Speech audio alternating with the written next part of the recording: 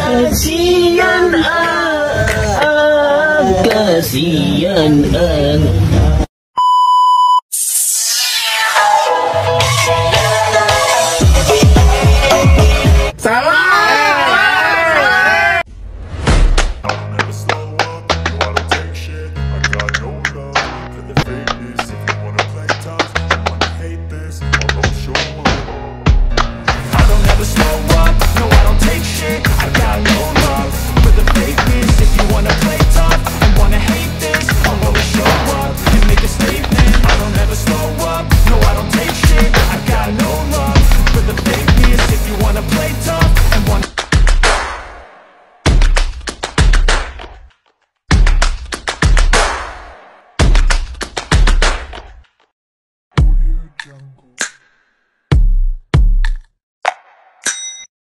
Assalamualaikum warahmatullahi wabarakatuh.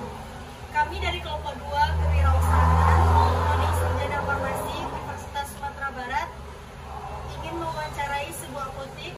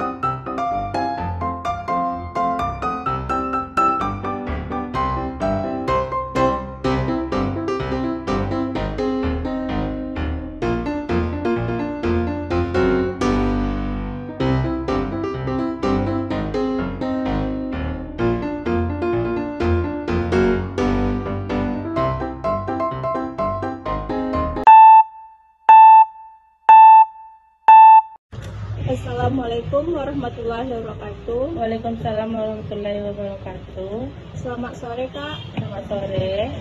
Perkenalkan, saya Moja Faulinaha dari kampus Universitas Sumatera Barat. Sebelumnya kami mendapatkan tugas dari mata kuliah kewirausahaan yang ditugaskan untuk membuat sebuah video yang bertemakan tentang wawancara sebuah apotek. Kami memilih apotek Kakak karena dari luar kami melihat sangat bersih dan rapi. Sebelumnya kami minta izin mewawancarai Kakak. Ya, boleh. Baiklah. Yang pertama saya akan bertanya kepada Kakak, bagaimana cara Kakak mendirikan sebuah apotek ini? Dan sebelumnya perkenalkan diri Kakak. Baiklah, Kakak perkenalkan diri Kakak. Nama Kakak Eka Yuliana Yopa. Kakak lulusan sarjana farmasi juga.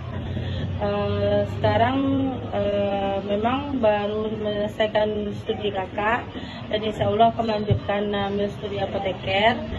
Bagaimana cara Kakak mendirikan apotek ini? Memang dari awalnya Kakak mendirikan toko obat dahulu.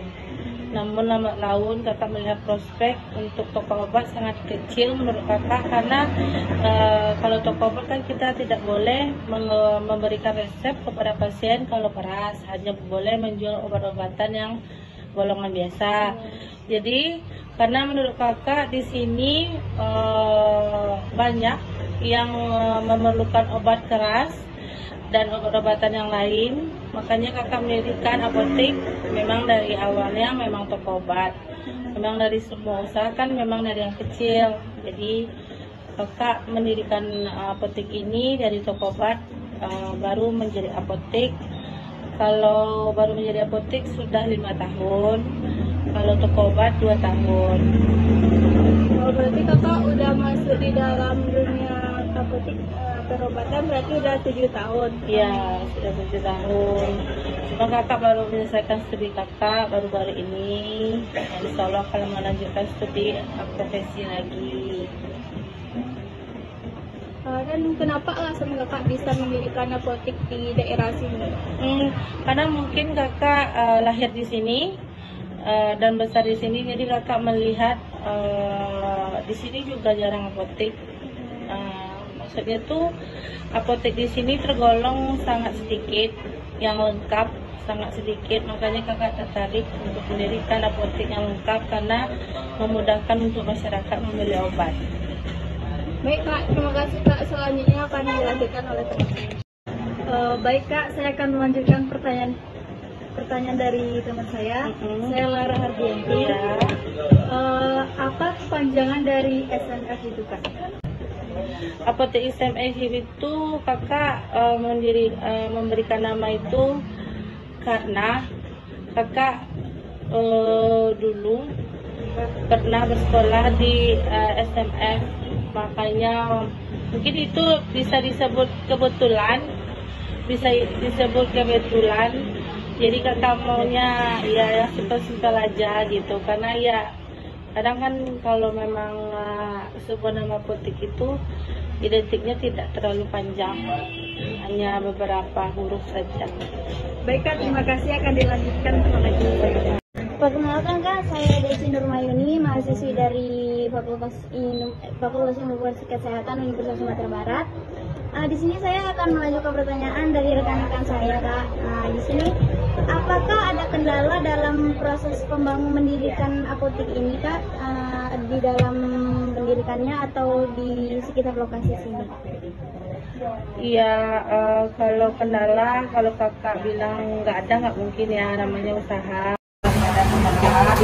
Cuma kalau untuk mendirikan apotek ini bangunan memang istilahnya orang semua, kalau mereka ada punya dan kalau untuk mendirikan dia bangunan nggak ada untuk mendirikan apotek ini ya. Kendalanya ya kan lumayan susah karena itu kakak tidak berleger, karena istilahnya kan kakak awal itu hanya orang awam yang buka, jadi tetap mengurusan pembentukan PT dulu dan lain-lain. Terima kasih kak. Terima kasih ya.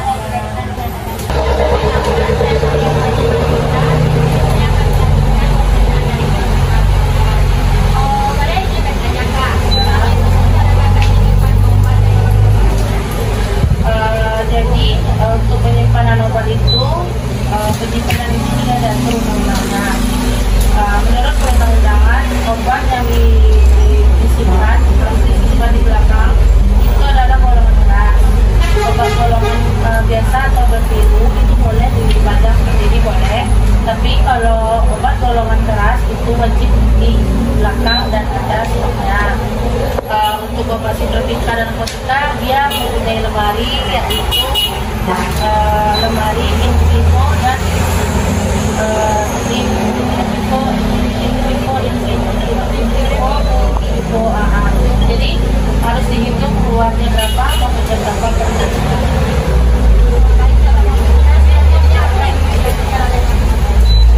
Perkenalkan kak, nama saya Rizky. Saya akan melanjutkan pertanyaan dari rekan saya tadi. Menurut kakak, apakah di sini ada menjual obat narkotika dan seperti kampas?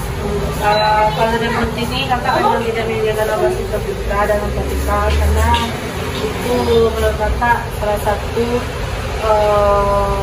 peraturan yang sangat besar, karena tanggung jawabnya juga besar, makanya kakak tidak akan menyediakan